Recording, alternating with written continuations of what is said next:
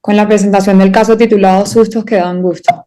Se trata de una paciente femenina de 27 años de edad que acude por disminución de la agudeza visual progresiva en ojo derecho de un mes de evolución con antecedente de trauma ocular contuso de 2 meses previo a la consulta. Como antecedente de importancia, tenía distrofia de conos y bastones y presentaba una agudeza visual mejor corregida en el ojo derecho de cuenta de 2 a 1 metro y una presión intraocular elevada en 28. En la biomicroscopía se observaba una córnea nasal transparente y en una opacidad temporal leve por contacto endotelial, una cámara anterior que tenía atalamia sectorial temporal inferior y una lesión retroiridiana con efecto de masa rojiza heterogénea con acúmulo de pigmento en su superficie, un ectropio nubial temporal y una pupila discórica.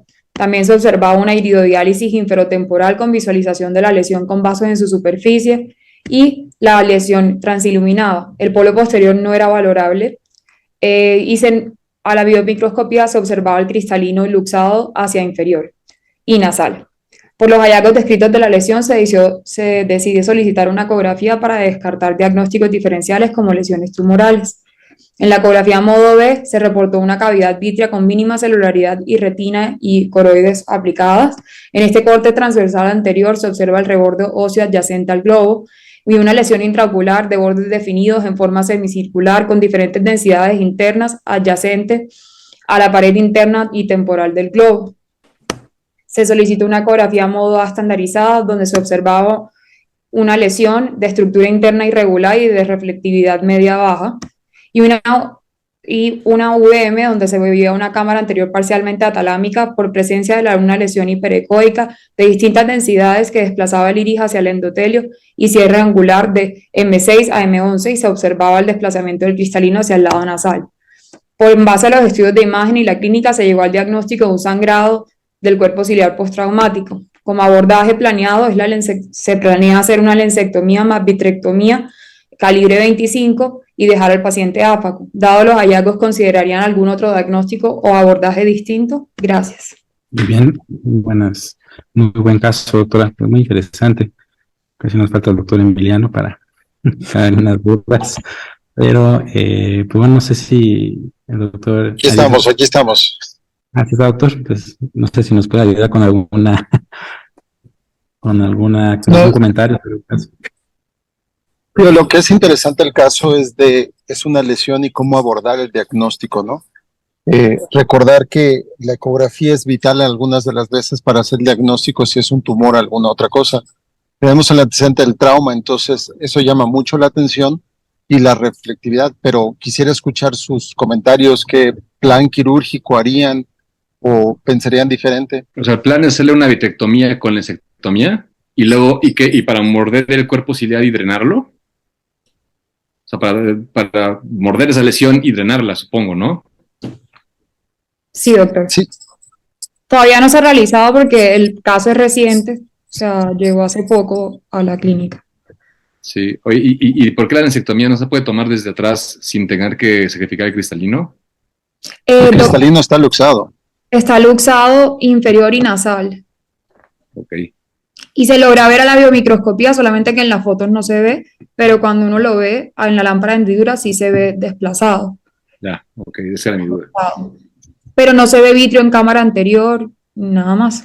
Yo tengo una duda. ¿Ustedes creen que va a cambiar el pronóstico si lo vigilan, lo esperan, ven qué pasa con ese sangrado, si se licuefacta y se reabsorbe parcialmente? O... Fíjate que perdón, yo pensaba lo mismo que tú, pues te fijas, ¿cuánto tiempo lleva de evolución, Isabela?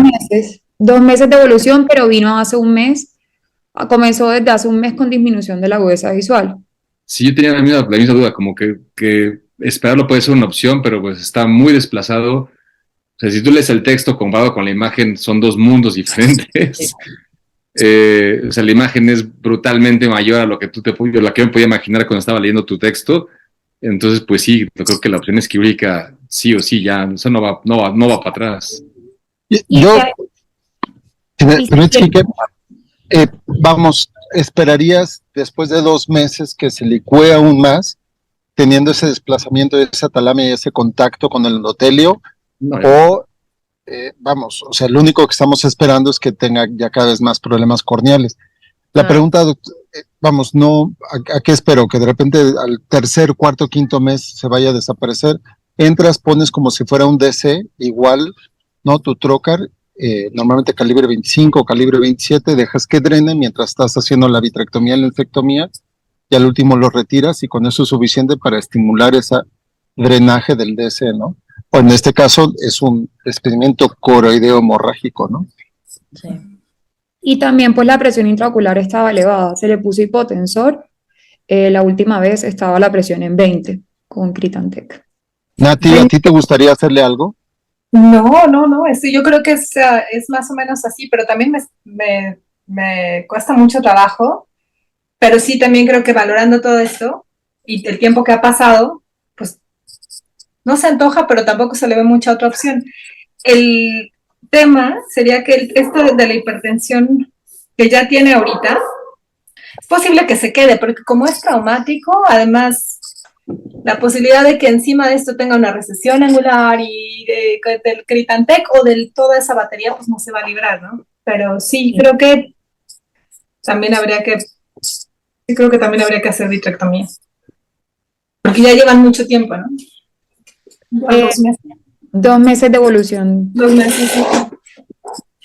Sí, está Giovanni, súper ¿tú en el parte quirúrgica pensarías alguna otra cosa? ¿Lo harías en un primer tiempo también suturar en un lente a sulcus o te esperas resolución, ver cuánto más se llega a drenar y después optas por suturar lente a sulcus? Antes de comenzar esa pregunta, es que transiluminaba, ¿no? Es algo así vi en la presentación, que tenía Sí, transiluminación de la lesión. Entonces eso me llama un poquito la atención pensando en un cuadro hemorrágico. Pero bueno, contestando a la pregunta del doctor, la experiencia que he tenido cuando hay DCs o cuando, o sea, sutura un lente en trauma, siempre es mucho más complicado. Inclusive las patitas del lente cuesta más trabajo sacarlas, se atoran cuando son transesclerales, llegan a haber más complicaciones, llega a haber más sangrados transquirúrgicos. Yo creo que asociado a un DC, suponiendo que sea hemorrágico en este caso, yo preferiría resolver primero el DC hemorrágico, estabilizar al paciente, viendo qué capacidad visual tiene el paciente. Suponiendo que a lo mejor puede haber alguna patología del polo posterior o algo, y a lo mejor si hay una buena capacidad visual, pues ya manejar posteriormente la faquia con una fijación de lente. Pero creo que en estos casos tan complejos, o sea, iniciar ya de lleno a hacer el retiro de la lesión y luego sutura del lente, creo que sería, no sé, creo que sería muy lesivo para un solo momento. Entonces creo que sí yo me esperaría un poquito y valorar.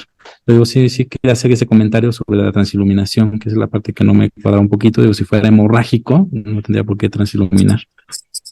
Pues la transiluminación es un efecto de la luz sobre cualquiera de los tejidos. Dependiendo qué tanto tiempo tiene, por ejemplo, un coágulo, al principio no te va a transiluminar. Pero si ya lleva 2 meses, cuando tú le pones luz, transilumina. Digo, eso es un efecto nada más dependiendo del contenido del quiste o de la lesión como tal.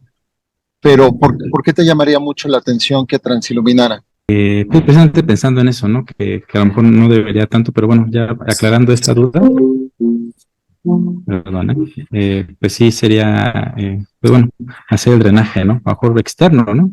¿Sí lo planeaban hacer externo el drenaje? Sí, yo creo que ponerle un trocar en la zona donde veamos que esté más abolsado. Lo que me gusta hacer es cortar un trocar calibre 27 y dejarlo ahí puesto, o calibre 25, y hacer mi vitrectomía, y con el paso de la vitrectomía y por la presión intraocular te va drenando y al último quito el trocar y acabo la vitrectomía. Entonces utilizo 4 trócares para drenarlos. Por cuestiones de tiempo vamos a dar por concluido este caso. Un bonito caso, doctora. Felicidades. muchas gracias. Y no sé si alguien de los que estamos aquí, de los ponentes, quisiera hacer un comentario final sobre los casos. No, creo que muy buenos casos. Es la primera vez que me toca participar aquí con ustedes en Retiro 300 y está muy interesante. Casos que te hacen estudiar, justo como tú mencionaste. Eso está divertido. Y la idea es que te pongan casos complicados, ¿no? Y todos tuvieron su tema y su detalle muy bien. Creo que todos los casos muy bien a todos los que participaron. Sí, yo de acuerdo igual con el doctor Ariza, el aprendizaje está haciendo más para mí que otra cosa, casos interesantísimos, cosas que no había visto, un par de casos que no había visto nunca. Entonces, sí, muchas felicidades a todos, muy bien, muy completos, todos muy atinados con sus imágenes, el tiempo, todo muy bien. Si Ayumi quisieras comentar algo final. No, igual, felicitar a todos los ponentes, gracias por el esfuerzo, de verdad que eh, tal vez 2 minutos parece muy poco tiempo, pero es bien importante que sepan condensar la importancia de su caso y lo que luce de su caso en ese tiempo. Y pues muchas gracias porque aprendemos muchísimo. Muy bien. Pues sí, efectivamente creo que a todos nos sirve, como bien comenta Natalia. Realmente a todos nos sirve muchísimo. En verdad, muchas gracias por todos sus casos. Muy bonitos, mucho aprendizaje siempre que me meto a la TAM. Aprendo muchísimo y solamente nos mete el gusanito para seguir leyendo, ¿no? A pesar de que ya muchos tenemos otras actividades. Entonces, pues no me queda más que empezar a ver si el ganador. Ya justo me acaban de mandar las calificaciones. Y vamos a hacer una pausa para es el que tuvo la calificación mayor, que fue cercana a 9, es del doctor Alan Chubonilla, con su tema de hemangioma capilar, diagnóstico oportuno. Muchas felicidades, doctor. Un excelente caso. Ya nos decidirá si quieres un iPad o un iPad. Creo que nadie va a querer el Ryan. Entonces, ¿Cómo no? ¿Cómo no? Es buenísimo. El Raya. Ahí está. creo que muchos prefieren bajarlo y meterlo al iPad. No, no, ahí, primer libro que pones ahí en el consultorio, hasta arriba. Felicidades. Muchas felicidades, doctor.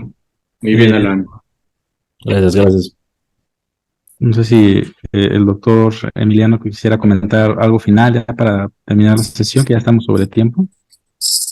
Sí, nomás invitarlos, ¿no? A que sigan participando. Hoy vamos a dar los 2 primeros premios y yo creo que el siguiente mes esperemos que Alan quiera unos Raya en vez de un iPad, ¿no? Invitarlos hoy a la sesión, esperamos que sea más presencial que virtual, pero sigue estando abierto, ¿no? Para la gente que es de fuera, la parte virtual. Felicidades, Alan, nuevamente y nos vemos en un ratito ya en la sociedad. Gracias, Emiliano. Y pues muchas gracias a todos los ponentes por su tiempo. Gracias. Y Gracias. hasta luego. Gracias. Luego, gracias.